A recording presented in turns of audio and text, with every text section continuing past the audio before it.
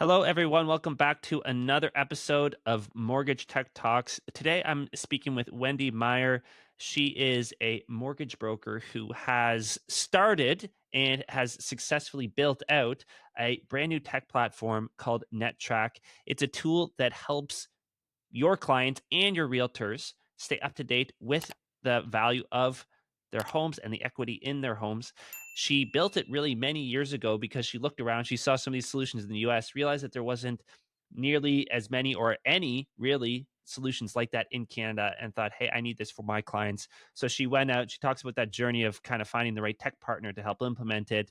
And now she's here, a fully implemented solution that's driving some really great results. So if you're interested in hearing more about that journey, please join us on the other side. See you there. Truth maybe is that every time you put a document in an email, that is the most vulnerable place.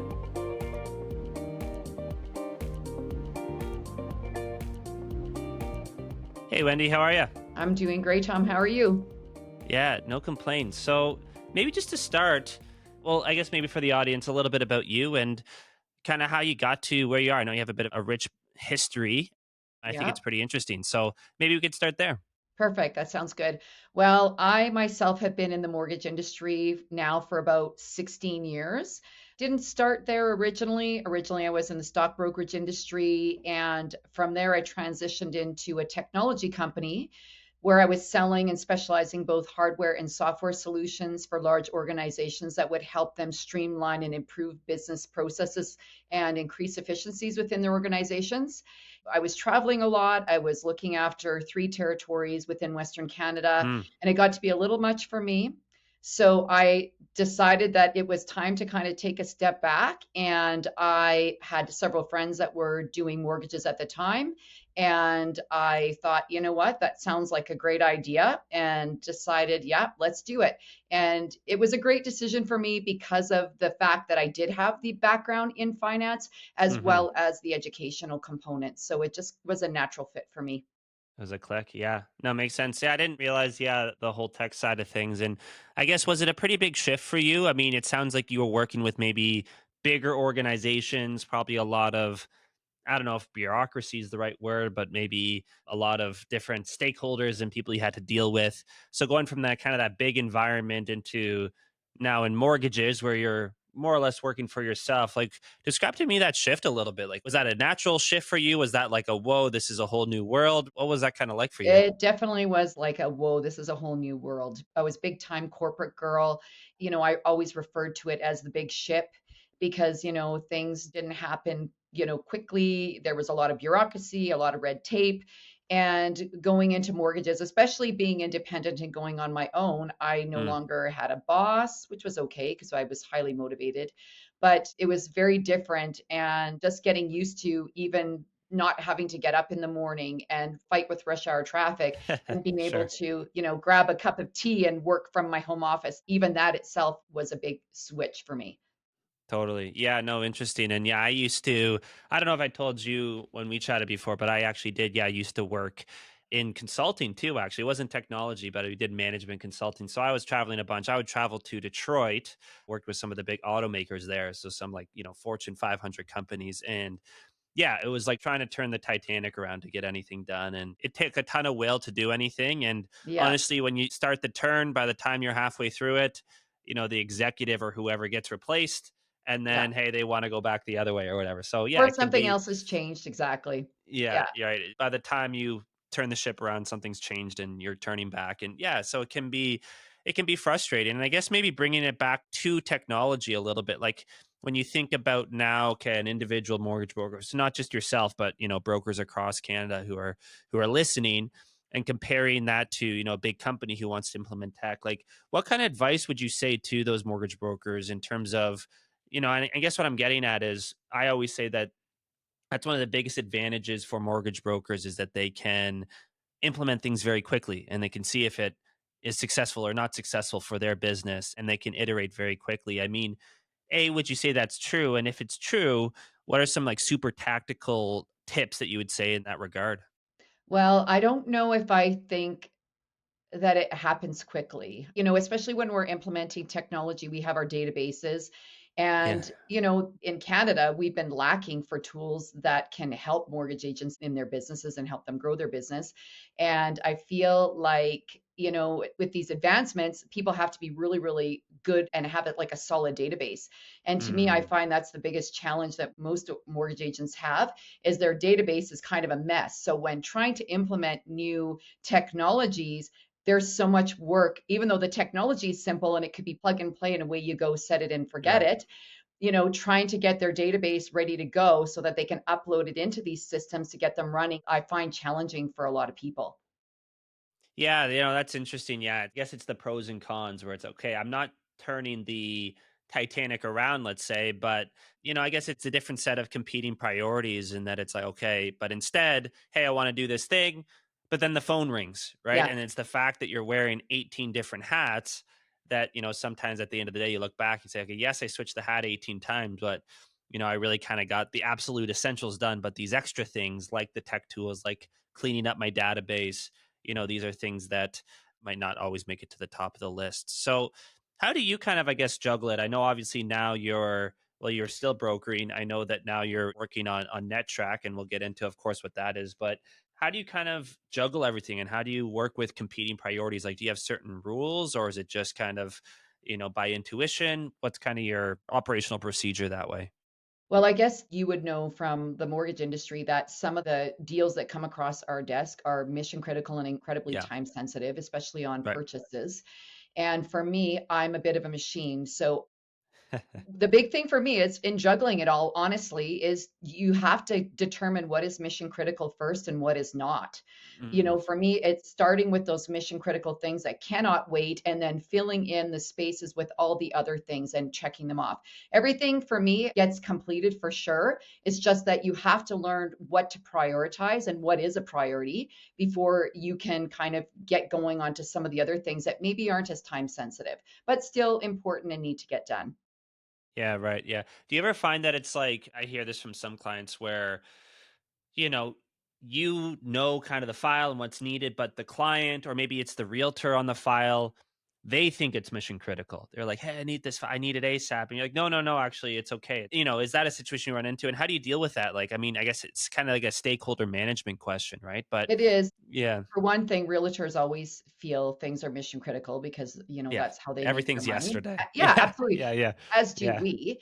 Especially when it comes to first-time home buyers, I feel there's a lot of hand-holding and just making them feel comfortable. And one thing is to set a realistic expectation on the time frame of how long things can take, because people think as soon as they speak to you, they're gonna be receiving that commitment from the lender, and sometimes those commitments, can take up to 24 or more hours to come back. And even on, condition approval, sometimes people are thinking, oh, if I get that document sent in to Wendy right away, I should have my answer within hours. You just have to coach them and let them know it doesn't work like that.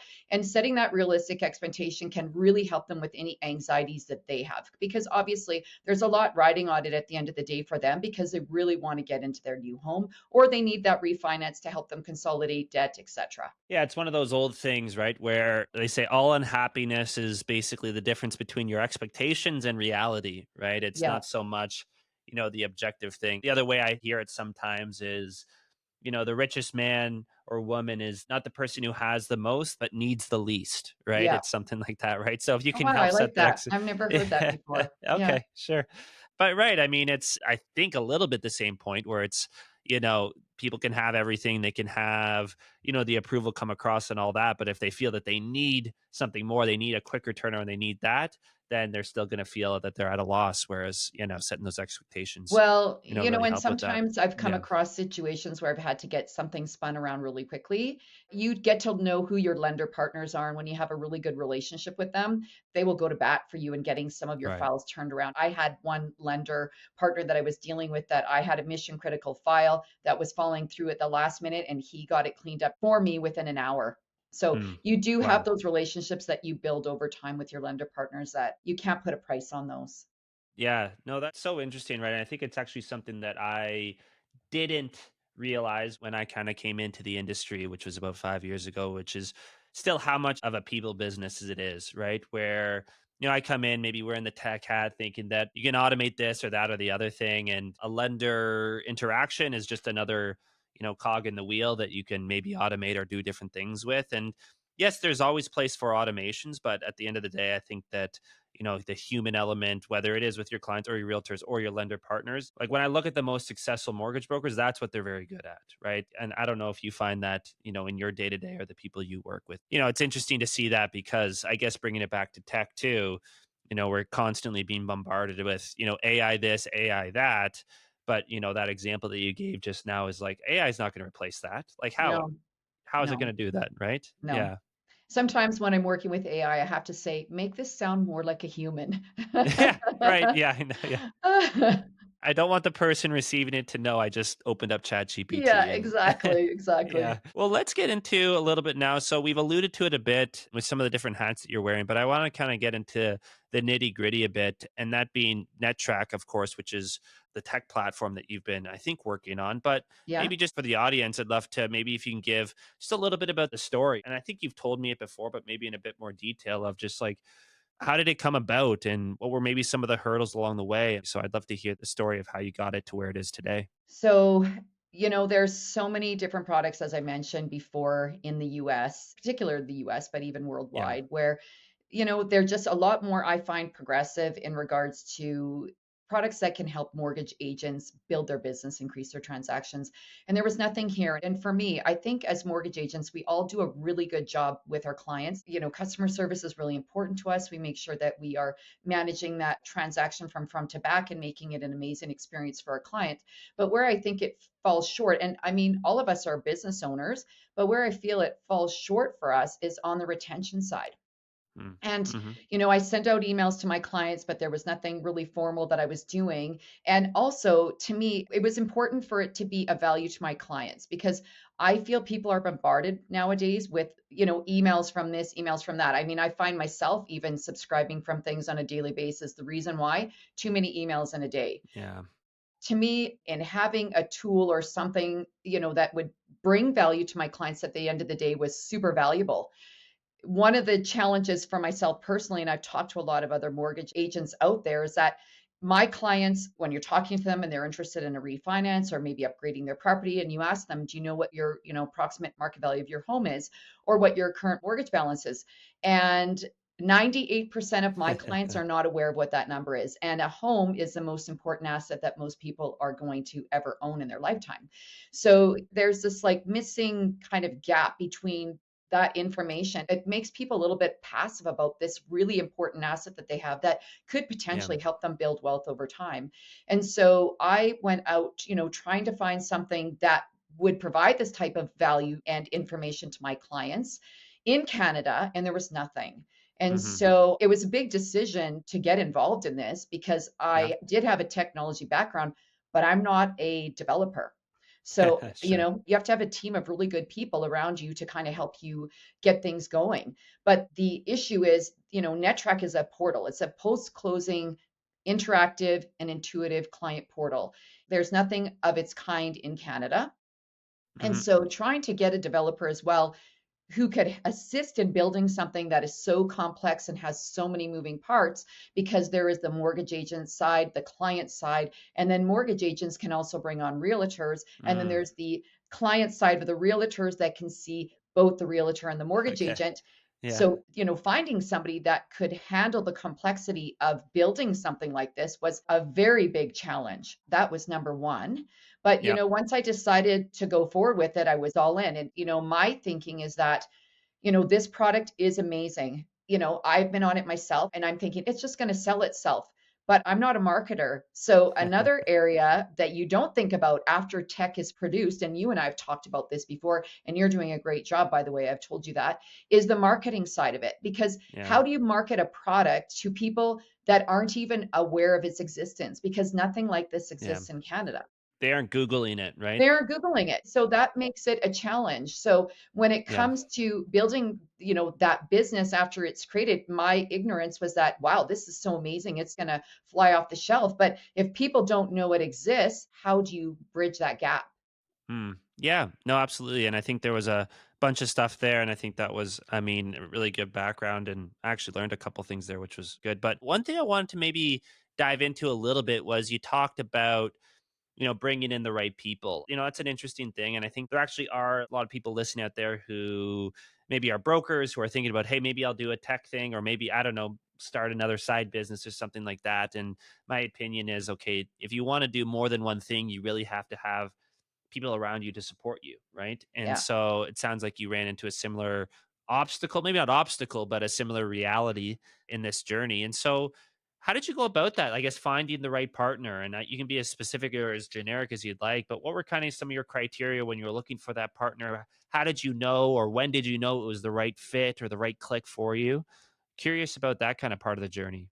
Well, the support, I'll just mention this one thing. Support comes in so many ways, and having support from home when you're a Mm, mortgage agent, juggling, important turnarounds from your clients, and then trying to put something together like this that helps other agents across the country, having a good support system at home was key, which it mm, continues to be. But in trying to find that partner, it was a lot of phone calls. It was knocking on a mm, lot of doors because nobody that I spoke to had the tech expertise to pull it off.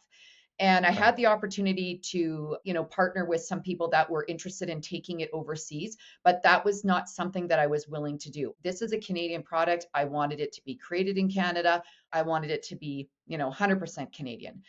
Yeah. So, it was knocking on a lot of doors, Tom. That's exactly what it was. And, eventually I knocked on the right door where someone who couldn't help me actually referred me to the organization that could. It took off from there. Okay. And what was kind of like the click? Like, how did you know, like, okay, this person obviously referred you to them? Was it just, hey, they understood the problem, they were able to kind of speak your language, they were Canadian? Like, what was on that list of maybe criteria that they were just kind of checking off? What were the big ones for you? Well, it was all of the things that you just mentioned, but also having that initial conversation with them. The people that I was speaking to really understood what I was trying to accomplish and knew that they Mm, could be successful in putting something like this together.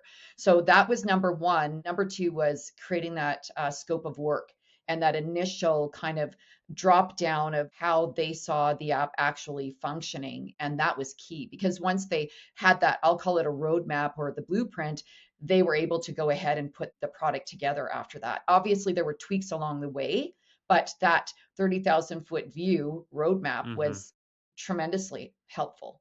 Yeah. People we work with, I'm guilty of it too, where it's like, okay, I want to, whatever it is, it could be a complex app like what you guys are building, or it can be as simple as, maybe implementing a CRM, which is more my world. But people so quickly want to just start doing things, right? They just want to get Yeah. in there and, I don't know, adjusting this or that, or maybe in the case of your partner that you work with, just start coding, right? Just start getting in there and building something. But for us, we always say, okay, no, like the CRM or the coding that you're going to write, that's just a means to an end again. But what is that end? And you have to define that really well. And, before you get in and get your hands on any type of tools, whether it's a Google Doc or a whiteboard that you do together, whatever it is, have that, as you put it, that 30,000-foot view. And I just find that it's so helpful because inevitably along the way too, you're going to run into roadblocks. And so, that 30,000-foot view becomes your compass, right? Where it's like, okay, we hit this roadblock. What do we do? If you can be aligned at that level of, okay, this is where actually we want to go, then those roadblocks can kind of clear themselves. Or at least you're aligned on the best way to approach it. I don't know if that's what you found kind of in your experience, but I feel like those are two separate things, right? The map and then actually the journey to get there. And a lot of people forget that first step. Well, in the beginning, the developer is so great because I call him my devil's advocate because I'm an ideas Okay. girl for sure. Sure. Yeah, yeah. But I loved the challenges. It was good challenges because it was good to have somebody that, maybe had a different view. He's not a mortgage agent, so he was coming in with Mm, that really techie, kind of perspective. He was suggesting that we structure, NetTrack a little bit differently in the beginning and maybe not have it be a customer portal. But for me, mm, I was interested in having that portal because over time, I think it ingrains the right type of behaviors that we're looking for from our clients. Our lenders mm, all have portals and, they don't provide this type of information that NetTrack does, obviously, but we want our clients to get used to using our portal and us mm. being that, source of information or that subject matter expert for them when it comes to mortgage stuff. That's why, to me, at the end of the day, I think the portal was really important to end up creating. Yeah. Okay. Interesting. And that honestly leads to a question I had of mine, which was, how important was it, do you think, the fact that you were brokering at the same time of actually building this? I mean, obviously, you've been doing it for so long now, that being brokering and being in the mortgage industry, that you know it so well. But, I find that that's sometimes hard to do if you're trying to build something for an industry, but you don't have that domain knowledge. I've seen people try to do it and it's really, really difficult. Like, do you feel that that was just an unbelievable asset for you? The fact that you had been a broker for so long and know those pain points so intimately because you felt them yourselves? Oh, you know what? You just said it perfectly. Absolutely. Having that Yeah. background of being an actual mortgage agent in the industry, I wouldn't have created NetTrack otherwise because I Mm, wouldn't have had the knowledge that I do coming from the industry and experiencing, what it's like to be in the industry and what kind of tools we have at our disposal, things like that. It would never have happened. yeah. It's interesting too, because I think also I've talked about in other podcasts how, you can kind of build tech in three ways. Even sales too, I talk about it three ways being, you can be feature focused, right? Where it's like, hey, I just have this list of features. You can be solution focused. So, okay, these are gonna, I don't know, be a bunch of ways that you can use these features. Or you can be problem focused, right? Where it's like, I know you have these pains or these are problems that exist, and we're gonna help address those. And I find the third way is the best across the board for sales, for building products. If you can kind of have that problem focused lens, that really seems to, open up a lot of doors, or I guess the right doors. So, I mean, it seems like you knew a lot of those problems. Well, to me, I feel, the biggest challenges that mortgage agents face in the industry, and I'll group realtors into that as well, is, differentiation. There's so Yeah. many of us out there, 30,000 mortgage agents in Canada, 160,000 plus realtors in Canada. So how do you differentiate yourself at the end of the day? That's not easy based on the fact that when I'm looking at mortgage agents, before I'm giving them a call, our messaging is all the same. We work for you, not the lender. And really, Yeah. how do you differentiate yourself when the messaging is the same? And so I think that, that is one of the key challenges that mortgage agents have. But also, how do you generate warm leads from your own database, or, be able to, I'll say, churn your base to a certain extent, in midterm with opportunities, if that's something that you're, not looking into or not managing well. And the other thing is, like I've mentioned it before, that retention strategy. We're great business owners. We do such a great job with our clients, but then we kind of forget about them. We're focused Yeah. on the next client that's coming through the door. I don't think we're just competing against, the 29,000 other brokers out there. We're also competing against the banks, right? Well, that's exactly it. 100%. And then, and like I said, with the lenders portal, all of our lenders are, talking about the fact that they are bringing on these amazing, portals, because Yeah. if the client gets used to using the lenders portal, they're gone. Yeah. For me, like the reason for NetTrack, it's giving you that alternative where you can retain that customer long, after funding. Yeah, no, absolutely. And I think that I'll use it again. I always kind of pinch myself when I said to not do it too much, use the word AI. But I do think that with this generative AI, with ChatGPT and all the other tools, there's going to be more and more noise. And with the noise becomes, again, that problem of, hey, how do you actually differentiate? It's just going to get tougher and tougher. And we're going to have to think of new innovative ways. I think it's inevitable, right? I think that Absolutely. person to person, right, is going to make a comeback, right? Maybe even that, who knows, because there is going to be that noise out there. Yeah. I wanted to kind of maybe shift gears a little bit because, again, this is another thing I know that we've talked about a little bit as it relates to NetTrack is when you started your story, and I think you're right, is you look to the US, there was tools that did this sort of thing, but nothing really in Canada. And then recently, and I've actually interviewed a couple of these folks are doing similar things. I think everybody kind of has a different solution. And, like Blue Mortgage, we feel that different solutions are right for different people. But how do you kind of position yourself now as NetTrack, against maybe these competitors, if you will, that are doing similar but different things? How do you kind of, differentiate yourself in the marketplace, or how do you stand out? I think there's a few things, as we've kind of touched on a little bit. NetTrack is the only post-closing client portal in Mm, Canada that does that home equity tracking aspect. The clients can update their home equity valuation. Once they do that, it launches all these intuitive calculators because their mortgage balance is tracking in the background, and they can determine ways to, figure out, is it worth me doing a refinance if I consolidate debt? Do I have enough money to purchase a second home if I want to upgrade? There's a lot of like really valuable tools within the app. and it's up to the client, what they're interested to look at. But the other part is that it's great because there's some analytics that are involved as well. So, and it's real time. So you're seeing who's Mm. going in, what they're doing, and what they're most interested in. So that in itself is extremely valuable because it helps you mine your database. But also, there's the ability for the clients to reach out to you directly through the app. So if the client is interested in that pre-approval once they've ran the numbers, or they want to do that refinance, they simply click a button that goes to you real time. So and so John Smith is interested in a refinance. You can reach out to your clients and talk to them, immediately. Yeah. Yeah, it's just that interaction with it, and, I think it's that type of thing that you described of the analytics is, we talked about different ways we need to differentiate, that could be one of them, right? Where it's, Yeah, okay, they click this link, okay, they click this link 3 times, they've yeah. logged in 3 times, like, that's gonna be, I think, the type of data that will allow us to differentiate, and, as we, yeah, go into an era of where data will be king, I think, the more contextual data that you can get, I think it's just gonna, serve you that much better. And I have a couple more things to add to that too, Tom. So there's a consistent email that goes out every month. So Mm, this gives the agent, I'll say agent because realtors and mortgage agents can get into NetTrack. So they have the ability of customize, well, they do customize that email every month. And, the client is enticed, your MLS equivalent market value is ready to go. Click this blue button to access the report. And then it launches into all these, like I mentioned, intuitive calculators, so on and so forth.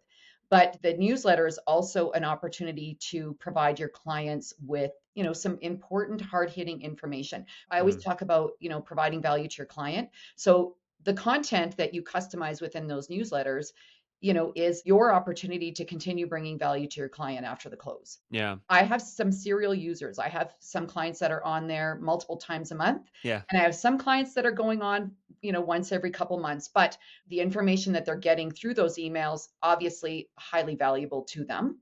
right, So that's a great opportunity for us. Or maybe there's a rate special that they want to advertise. They yeah, can decide yeah, what that's going to look like when it's going out.